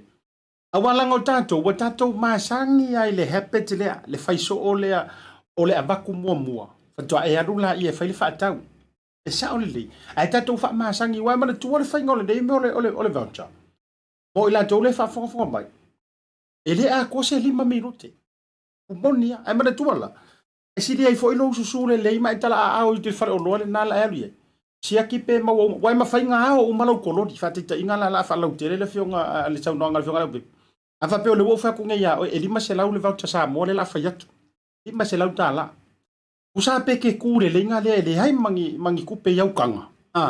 awara me e ilo ke fongi ngo bela le la batu na e sule to ton adu e fai la wa nga fa ka awara me e ka ngo count me uma ia mawai le 5 se lau ta la le avatu nga uma mo kumulo kolori le wa ki uma i wa ke yo or counter o le va i e ko le numero e sa or fa mtalanga le ele a to se minute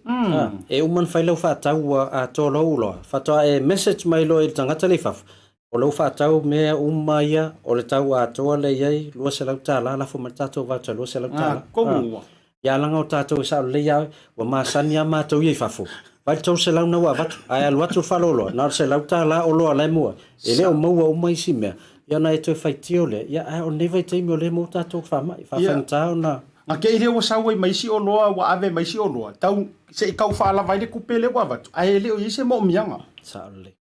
ia na teila ia o to fa pe mai sori ale fa me nga la var ngi vatu e pa wal me tau mana ia foi la ia fa lo loa ia ta to nu itua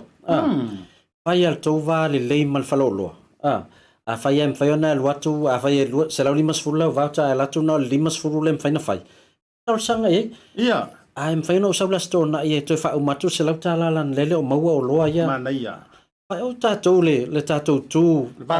le va fa lo ia le se matala fa lo ia fa to o mal fa mol mol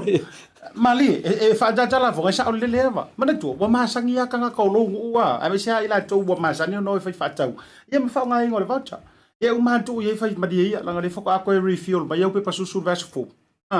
ya peta tia se usau se fa uma toi ma batu se manto wa pusa tau au ya awala fa ya tama voile le la te lo la sone lo kai fa lolo ale wal watu atu tu ya tu tua fa lo fa tau fa malama o fa longa fa ya se tu nga sala na fa lima fe le sala ku sara le ke la ku fa o sol fa lo ai te tala i lau voucher lima sfu no male ai amo ye fa lo le lima fe la sa no fa fo le na le ne i tu langa lava le va fa lo ai le male lo fa le ya tau si ya tato tu la fo no ma di ia ai le ia no le tato taimi e numero wa mai fa tai ya fa le fe anai ia le mo wa sole vai ha lo mo ke lo wa fa ia o seneti o mo lu ngol tanto ia omi mai e ma fai fo yo na e messenger mai i le tato messenger to tai ia fai la bona fa o i le fionga ia le pepe ma la to vainga e fa pe o le ocean net ia le tūlanga fo i o le whanonga e maisio le tātou interneti o te mori mau fo ia uia o le matua le leilava o le visota inga ia i le whaonga ina fo i o le Ocean Net ia taurunga ia sau noanga lo fionga ia wai umaka ka whakas o ye ni vaenga fo i o tuipuipuia o whaatino le nei weekend. Mana ia lau. Wale mai moanga se tātou atunu wai ne te wa ye ni sul whanau o le la qualify le nei astro nai e fia whaini tui e ini tātou vaenga nei South Auckland e mwhaiona ngai e. Whaatai tele. Se tui whaurunga le tātou vax lea mo le aso tuana i nei wha mo le Ryan. E ile tātou vaccinations a le whealo whani Samoa e whaia i le aso tuana i nei. I nai le taulanga whaatau i mangele. Le naua sisira mai runga le tātou atare nā po le tātou whae loa le nau avatu. I le vaenga i luma tono mai o le vaenga le kapaka le swimming pool le mangele. Taulanga whaatau. O le vaccination le ale whalwhani Samoa. E tanga loa watu i lau ta vale. E mawhai fo e ona whai lau tui pia whapenga e la koe whaisau whaakau penga e la tue te wha maalu le swimming pool. Ai e mana tua tue tasiro tui na tue. Pele i whai fo tui o le whanau. E mawhai lava fo i o lo iaile no whoanga e whaanganga. Mo i lantou e tau sa vali atu pe o atu fo i la tu ta vale ona paka lea. Ia e mawhai fo it's a drive-through vaccinations i le aso toa nei ale whani Samoa. Mo se whaatu se sota inga le whaalau te lenga le aso taeo. Ma le sunga victa me se fo le whionga taulangi a tole fo. Whaapea fo i lai ke kuakuang tuangia mai pisi fo i le nei la weekend ono lai te malanga e whaata whaore te nao le ainga ma le whanau. Awane i emisia o le aso toa na i tu atu e whaia i fo i le tātou tui a le tama matene tuai o le kolise skopa. Le lai whaafonga, wa pea ono fionga fo o le te uloa lea le tātou skopa. Ia, olo ia le whamoe le tātou skopa i New Zealand nei. Ia, e sosoani fo i taumwhainga le soifo maloloina, ia i le whaatino i no tui. Ia, mo nai o tātou tangata, e mese lava le whanau. O tātou hall fo lea le Robertson Road. O ia pule holo. Samani pule. Samani pule. Ia o inala lotoa ale samani pule. Pea tolu valu Robertson Road i Favona. Leo la whaatino ile tui a tamamtene toa i Koliso Samoa. O le mātou ngaruenga whai whaatasi ma le Pacifica Family Health. Ia o la tau nai whaatino ina tui. Ia le ngata fo ina. Ia o le langolang sua mai fo ia le Ministry of Pacific People. Fionga ia au pito ma la tau ngaruenga foi. Ya, o maringa kuir kakaro piko. Ya, tailo te vai malosia la fionga le Minster. Alo no inga aiwa o mai ona faatino i ona tui pui. A misi la sotona i nei le Whani Samoa. Fai on tau atu le tui al tātou skopa i la sotona i rvaiaso lea. Iai foi nei whamanianga. Tali masine iai foi le tau wafio atu. Ya, na foi whaftaimo numero au mai. E tau mwhai e connecti ai tu le tātou Ocean Net i Maota Malawa. Ia whai o lea mai lau numero e whaasino atu whainga o tātou rat test. Pe le na whaatino. Ia o la wala au atu lava asiata tu lo Maota e whaasino atu whainga o le test le. Ia, malo whaafitai. Ia, au te ilo le tau runga le nao le tātou te ia e li vanga o le fiafi Samoa. Ioe, lewa au mai numero i lantou whaafisota i mai ia pe a whapea i tātou messenger. Ia, pe a whapea ini si vaenga e te whaafinga ngalo iai. O le aso tai au, o le wata ua le whionga i le minister o tangata atu motu o le Pasifika, le whionga au pito su a William Siu, e maua lewa noa e whaatala noa i runga o le tātou por kalame o le tautai iai, e le aso tai au. E le gata fo i lea, o aso whareile te itasi ila o whionga lau pepe, o le ua mawai tātou fiso o ta inga, ia manisi o tama whanau i longa i le musika. Le sa whaatala noa le sunga ia Mr. T i le vaso na te nei, o le aso lantai au, e mawai le tātou wawanoa, o le a whaatala noa ai, ia se tasio alo mai Samoa le sunga ia pen pe tana. Io le ala o le a mei mai runga ka malo o pen pe tana. Ai le kata foi la le. Ia se tasio tamai tai lawi lo le alo Samoa le tamai tai ia mema nei tatu lotoa. O le alo le Samoa o lo i lunga i le top 20 i le musika rock i tonu o New Zealand e maua lunga la le i o alo ia ma tama fa na o se tatu watunu. Leo le wa vai fainga tata ya e le wa ya le pepe. Manaya le ngata la le la sisi lai fo ya la to wel tale ni musika. Ola tam fai fo ya ta pena mai la ya na ya ta to fai longa. Ya mata te ya wa mo se voucher. Fai fa ta wa to ai ngai Samoa. No nga se fela tupe. Le la ma shout ma siata. Ya masalo le la el ta to ta lo fa voucher se la ta la. Leo la kiva wei le tātou po kalame le aso ratai au. Ta o mai o e po whelwhalolo i sa moe te mana e awe ei. E wha mea lofa atu e maa ua le tātou voucher. Ia ae, whaftai tela Asiata mo le po kalame ai le nei aso. Ia, tautonu. Ia la atau mwhaifoi le tātou Oceanet. Ia e wha malia ina le malo la tunu i tūlanga fo i mana o ngatau interneti. Ia le ngata fo le nā. Ia o ngā luenga whaatino le tātou BluTV. Longo puia li i le malo la tunu. A tautonu Moses Tavano atai. Io e le nā Samoa o le taurunganga na le tātou tau te iai, whaamtai le whio ngai le li pule, o le titi South Pacifica, ngata fo i leo le Pacific 40, ia, o ia fo i o le pulenga le tātou Oceanet, ngata i lori ti au marketing, ia, awa fo i tātou whaapitoa, e mesora unanga ina ia longo puia li ilo tau pa ia malo tau mamanu, e le manatu fo i le tātou e tele na tupu whapea, a whai e palalangi mea pe e makaukia e a batuna i Samoa fa pe wala to fa yese me ki alo fo se vai pe mo ia mea se o mai o pongi tanto matunu wa diri telo tu pe palangi manisi o saina mai lato ya o ma fau lo folna le fa manu ia ile tua e fo tamali ia le to mai pal fa to fala inga a wali tau tu ino so tanto matunu fa mangalo se manga le tau tamali ia e lo to pe lo to malu matua upu to Samoa e lo tanto va tu tau mai la so tau tele tato entertainment fai tato fa talo ngam le fionga ile minister tanga tato motor Pacifica tau walunga e tato fa toa mai le tato talo fa voucher e rope moi masau laki sau titi sa la so tau Asiata fa marum le fionga le pepe ma fa to fa tu le nefia so i fo mai manuia o le Goodman Freight o se tau tua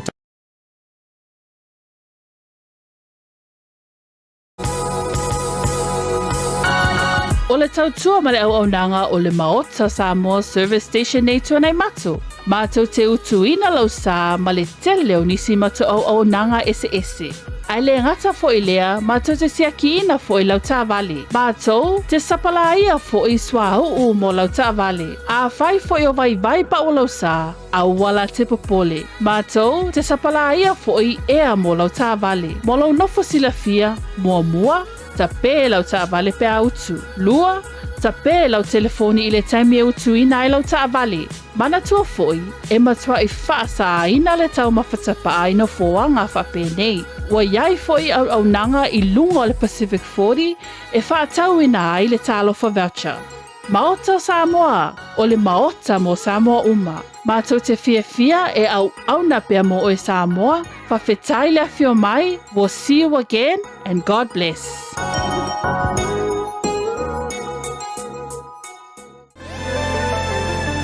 O le Goodman Freight o se tautua tau whela ua inga Maota mwha moli i Samoa ma le Pasifika. E la tau te fausia fo ia tingi pusa ma paelo mo sauta i so o se la po ai te whingalo ai. Ma kili vaina fo i boru po o sa vai. Whaafso ta iloa ni usa lui lemi po o Francis Pali i fpule ai. I le orwa fitu, lua valu lima, valu whao no rua. Po o le orwa fitu, lua fitu lima, fitu tonu valu. Bo disi whaamtalanga. Le Goodman Freight e tautua ma le alofa.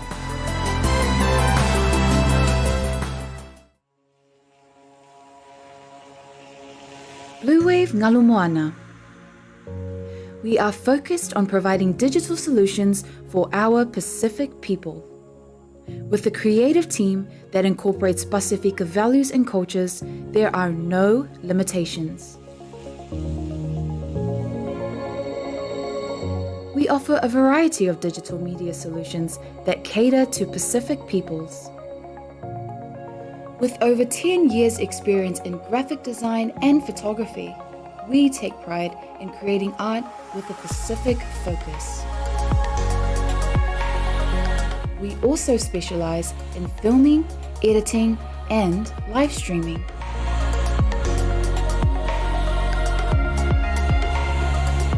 A digital media company serving our Pasifika families, Pasifika businesses, and Pasifika communities.